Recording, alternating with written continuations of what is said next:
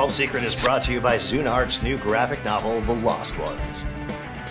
Hey guys, welcome to The Stack. I'm Alex. I'm Justin. And Pete is out again today.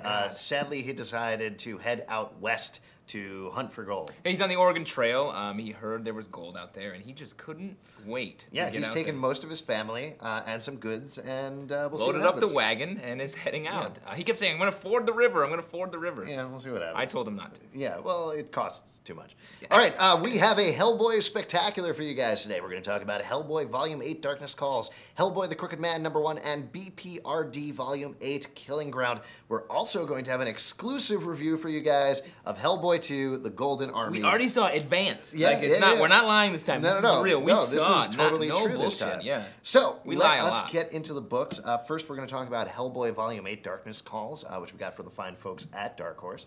What did you think about this book? I love this. I love the way Mike Mignola has written the whole Hellboy kind of oeuvre, if I may say. No, I should say. No. I'll retract that. I think after he finishes everything, looking back, it'll seem like such a continuum, like such a huge, fully formed arc. And this is just another piece in that journey of Hellboy. Yes. I would say I'm not, my heart's all for you. I am not a big reader of Hellboy. That's my little admission to you. I don't usually read Hellboy. I've read it here and there, but I don't read it as consistently as you do. This volume is good, but it's very dense. I certainly like the fact that they're dealing with Russian folklore. I think that's great. I loved the Baba Yaga stories when I was little, so I think... Back when you were a gypsy. You traveled the backwoods of Russia. Yeah. Well, you know, searching for children to eat. Oh. So, this is not a good entry point for me, I would say. It's well done. I like Mike Mignola's writing is reliably good. The artist, Duncan Figueredo? Yeah, there we go. He has a question mark at the end of his name. I'm just reading this stuff, guys. Sorry, guys. Great. You know, it's very much Mignola-esque. Yeah. But for a new reader, it feels like you're saying, this is this journey for Hellboy. It feels like a midpoint of a journey. That there's a lot, it's following up on a lot of stuff that happened before, and it's setting up a lot of stuff for later, but it's not the best entry point for new readers. It's very dense, and I feel like Mike Mignola calls on so much folklore and legend, and he treats it all as true. Every different culture, like he's got the Russian stuff in this one, you know, he's done stuff from around the world, and so that does make it very dense, especially for someone not as versed in folklore as you. I'm sorry. I'm sorry. Read an old book you find under a rock every now and again. Okay? I usually do, but it's usually porn mags. I'm Mags. sorry. Mags. From the 1950s. True. Oh, those girls with the lingeries. Boyds. Would you say pick this up? Definitely. I mean, it's great. Yeah. I'd say pick up maybe the first volume. And then start reading from then on. Yeah, something like that. I wish I had done that. I'm sorry. All right, let's talk about Hellboy the Crooked Man #1, which came out last week. What'd you think about this issue? I love this. I mean, we were talking about how dense the trade is, but this is actually very new reader friendly. It takes place back in 1958, so it's a young teenage Hellboy, fresh on the street. Once again, 1950s, teen Hellboy riding around his motorcycle being like, hey. Hey! Yeah, that's not what it's about. He fights this evil jukebox. And the only way he can restart it is this guy going, hey. Yeah, that's good. This actually takes place in Appalachia, which is actually where Alex went to college. So yeah, it's hot, hot, hot. Yeah, you and your fraternity boys. Yeah, Appalachian is hot, hot, hot. Yeah, okay. No, I'm just saying, even as the weather is cold, cold, cold, Appalachian is hot, hot, hot. Okay, I didn't attend the school, so I don't know. Above the mountain, I don't know the rest of this. This issue is very good. Again, I agree with you. Again, as usual. I know. God, friendship is blossoming. Very much, this is very sparse in terms of the writing that Mignola is doing here. It's dealing with, like you're saying, Appalachian folklore. It's dealing with witches, which is cool. Love cool. I feel like I'm Pete right now. Yeah. It's cool because it's cool. Yeah. But Pete, we love you wherever you are. I hope you make it home safe. Yeah, find some gold, bring it back. But this is a really nice issue, and I'm really looking forward to the rest of the series. Richard Corbin's art is fantastic.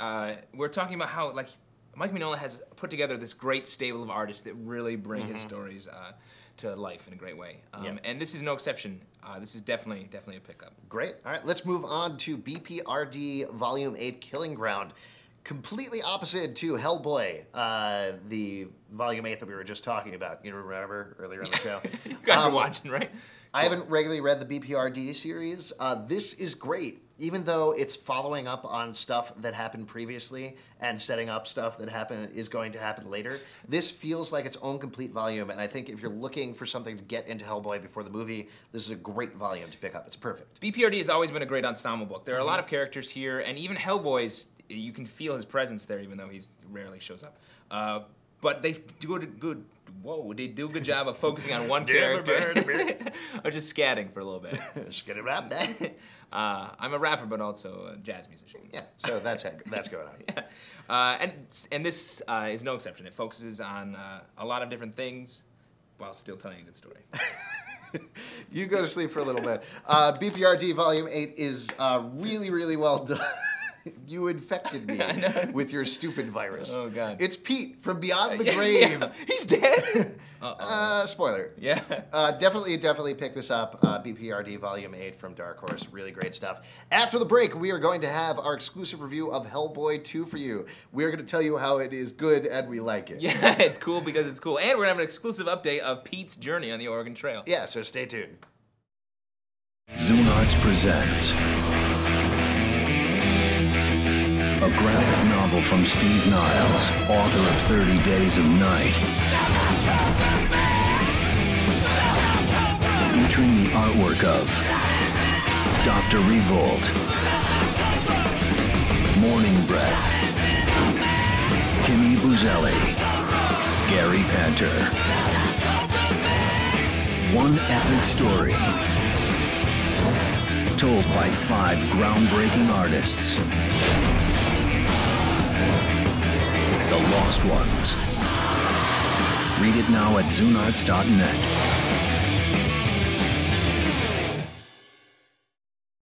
Hey guys, welcome back to The Stack. We unfortunately have some sad news about Pete. He hunted and shot 400 pounds of buffalo, but could only take 2 pounds with him.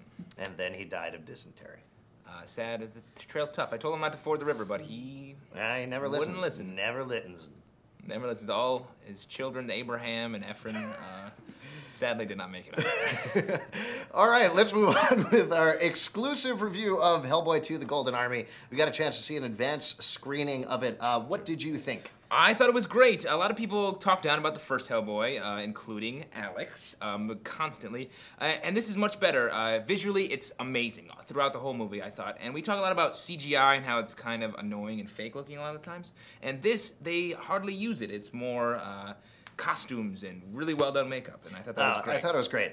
Again, just to reiterate, I thought the first movie was boring. Sorry for those of you who liked it, but it bored me to tears, and if I did not have to see Hellboy 2, I probably wouldn't have. However, in retrospect, I'm glad I did, because it was bigger and better and funnier than the first movie. There's an offhand kindness to it that I really liked a lot. Especially coming off movies like Wanted and Hancock that are overtly mean.